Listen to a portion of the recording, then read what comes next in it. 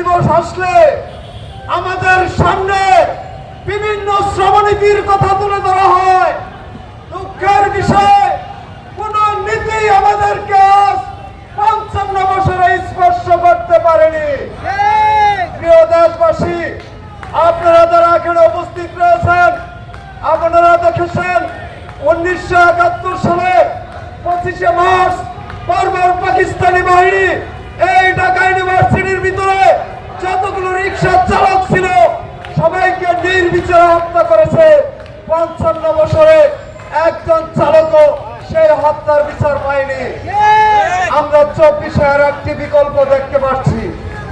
যখন বৈষম্য দূর করার কথা বলা হলো, আমরা রিক্সা চালকেরা ৩৬ দিন এই শহরে কোন চাকার গাড়ি ছিল না। আমরা জীবনকে বাজি রেখে এই সংগ্রামে চাকরিতে রওনা করেছি, অভিভাবকদের হাসপাতালে নিয়েছি, সমস্ত জরুরত পুরো করেছি। কিন্তু ২টি বছর হয়ে গেল, আমরা কি দেখতে পাচ্ছি?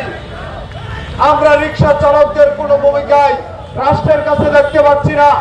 আজকে এই মে দিবস উপলক্ষে আমি এই সমস্ত শ্রমিক শক্তির সমস্ত নেতাকর্মীর সামনে বলতে চাই, আমরা রিক্সা চালকেরা বৈষম্যের শিকার হচ্ছি।